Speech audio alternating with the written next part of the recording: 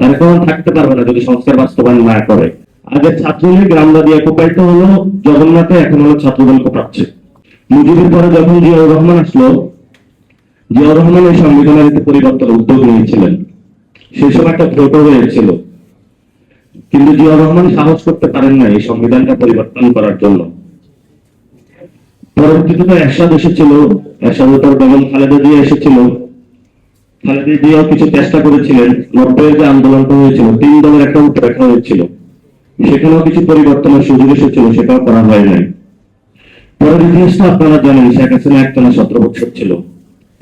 17 বছর থাকার পরে যখন এই পুরো ব্যবস্থাটা ভেঙে পড়লো, তখন আমরা বলছি যে আমাদের একটা নতুন ব্যবস্থার মধ্যে দিয়ে যাইতে হবে। এই সামাজিক চুক্তি লাগবে, যে সামাজিক চুক্তির আয়তা হলে আমাদের খুনিরা থাকতে পারবে না, স্বেচ্ছাসেবী রক্ষী বাহিনী থাকতে পারবে না।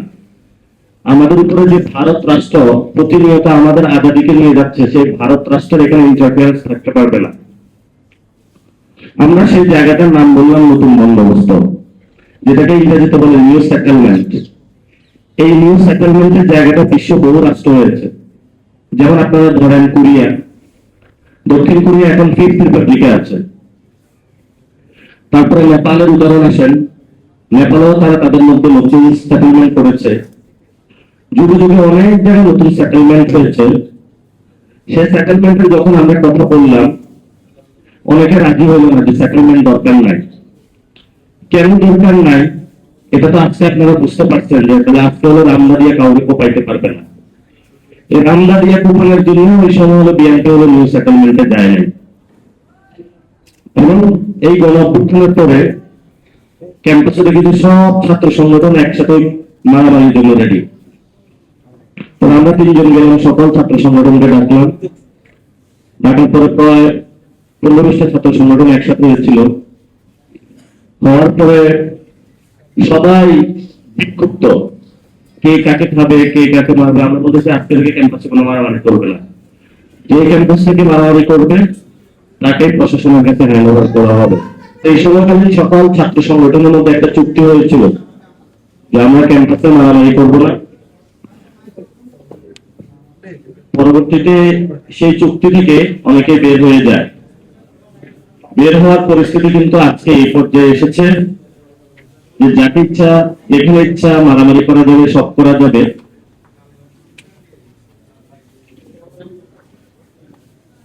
এবং পরবর্তীতে যখন সরকার গঠন করা হয়েছিল, সেই সরকারের সকলের অংশগ্রহণ ছিল। সরকারের কয়েকদিন যাওয়ার পরে এক দল বললো যে আমাদের লোক নাই এখানে।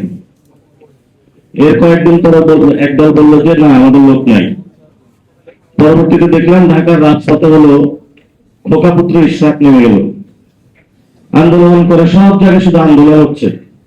আমি নিজে ডিরেক্টলি 194টা আন্দোলন যেখানে হলো মাঠে গিয়ে কাজ করতে হয়েছে। এখন অনেকে বলবে আমরা তো প্রশাসন না, কাজ করেছিলাম কেন? কাজ করেছিলাম এই জন্য সবাই মারামারি করে প্রশাসনে ডিল করতে পারে না। পরবর্তীতে আমরা ন্যায় এবং গণতন্ত্রের ভিত্তিতে একটি নির্বাচনের মধ্য দিয়ে বাংলাদেশকে তুলে দিলাম, কিন্তু সেখানে কোনো গণতন্ত্রের ছোঁয়া দেখতে পাইলাম না। আমি নিজে এক্সপিরিয়েন্স করলাম যে বাংলাদেশে এই ইলেকশনটা একটা সঠিক ইলেকশন হয় না, যেখানে ইঞ্জিনিয়ারিং হয়েছে। এবং ইঞ্জিনিয়ারিং হয়েছে, এখানে একজন রাজসাক্ষী আছেন যাকে হলো ইঞ্জিনিয়ারিং করে হারানো হয়েছে। ওই ইলেকশনের আগে আমরা বলেছিলাম আমাদের বাংলাদেশে 3টি জিনিস বাস্তবায়ন করতে হবে। যেহেতু নতুন সংবিধান হয় না, আমরা একটু পিছাইলাম। ঠিক আছে, তাহলে একটা সংস্কার কমিশন হবে, সংস্কার বাস্তবায়ন করতে হবে এবং যারা 1400 শহীদ হয়েছে তাদের বিচার করতে হবে। সেটাও বাস্তবায়ন হয়নি। আমরা এখন যে পর্যায়ে এসেছি, এই পর্যায়ে শেখ হাসিনার যে আমল ফ্যাসিস্ট সিস্টেম, তারেক রহমান ওই সিস্টেমের উপরে বসেছেন, বিন্দু মাত্র কোনো পরিবর্তন হয় নাই। আগে ছাত্রলীগ রামদাদিয়া কোপাইতে হলো জগন্নাথে, এখন হলো ছাত্রদল কোপাচ্ছে। আগে হলো যুবলীগ কোপাইতো, এখন হলো যুবদল কোপাচ্ছে। ফলত আমরা এই ব্যবস্থা যে এটা চাই, এটা হলো পরিবর্তন চাই। পরিবর্তন যদি করতে হয় আমাদের সামনে একটা হয়, সেটা হলো বিএনপি সরকারের পতন করাইতে হবে। হয়তো বিএনপি সরকারের পতন অথবা বিএনপিকে সংস্কার মেনে নিতে হবে। যদি মেনে না নেয় তাহলে বাংলাদেশে অবশ্যই তাদের পতন হবে। আর আমি 1 মিনিটে শেষ করবো। তাহলে সেখানে মাদ্রাসা শিক্ষার্থীদের কাজ কি? আমি মনে করি প্রাইভেট পাবলিক মাদ্রাসা, বাংলা, আমি এগুলোকে পার্থক্য করি না। শিক্ষার্থী তো শিক্ষার্থী, আমাদের আলাদা করা কি দরকার আছে? তবে দুঃখজনক হলো এই অভ্যুত্থানের পরে আমাদের বামপন্থী ভাইয়েরা একটা আলাপ তুলেছিলেন যে প্রাইভেটের শিক্ষার্থীরা হারায় যাচ্ছে। আমরা সেটার জন্য দৌড়ে প্রাইভেট ইউনিভার্সিটিতে গেলাম, কিন্তু ওই ভাইয়েরা জীবনে কখনো বাংলাদেশের মাদ্রাসা শিক্ষার্থীদের তারা হলো দুই চোখ দিয়ে বাংলাদেশে দেখতে পায় না, কারণ তারা বাংলাদেশে অন্ধ। এই গণ অভ্যুত্থানে অনেক স্টুডেন্ট যারা মাদ্রাসা সেক্টর থেকে অবদান রেখেছিল, কখনো তাদের অবদানকে স্বীকার করা হয় নাই, তাদেরকে রাজনীতিতে ওইভাবে হলো আসতে দেওয়া হয় নাই। ভবিষ্যতেও স্বীকার করবে কিনা এটা জানি না। আমি মনে করি এই লড়াইটা মাদ্রাসা সেক্টরে যারা আছে, আপনাদের লড়াই, এই লড়াইটা আপনাকে কেউ দিয়ে যাবে না। আপনার লড়াই করে আপনার যে ন্যায্য হিস্সা, যে ন্যায্য অধিকার, এটা বাংলাদেশে আদায় করতে হবে। পিছিয়ে থাকার কোনো সুযোগ নাই। যদি কেউ আদায় করতে না দেয়, তাহলে সে অন্যায্যতার বিরুদ্ধে আমাদের ইনশাআল্লাহ লড়াই হবে। সেই লড়াই ইনশাআল্লাহ সকল মানুষ জয়ী হবে। বাংলাদেশের 90% মানুষের যে ভ্যালুস, এই ভ্যালু দিলে বাংলাদেশ কায়েম হবে, বাংলাদেশের সংস্কার বাস্তবায়ন হবে, আমাদের যে ভাইরা শহীদ হয়েছিল সেই ভাইদের বিচার হবে, এবং বাংলাদেশের আগামী যে নির্বাচনগুলো আসতেছে সেই নির্বাচনগুলো গণতান্ত্রিক পদ্ধতিতে হবে।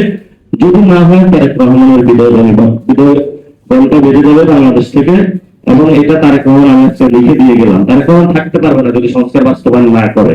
ছাত্রগণ অনেক বড় কথা। এখন ওনারা রান্না নিয়ে মাঠে নেমেছে, আমরা প্রশাসনের দিকে তাকিয়ে আছি। প্রশাসন যদি এটা নিষ্ক্রিয় করতে না পারে, তাহলে তো আমাদের নিরাপত্তা আমরা নিশ্চিত করতে হবে। সবাই প্রস্তুত হন ইনশাআল্লাহ। আসসালামু আলাইকুম।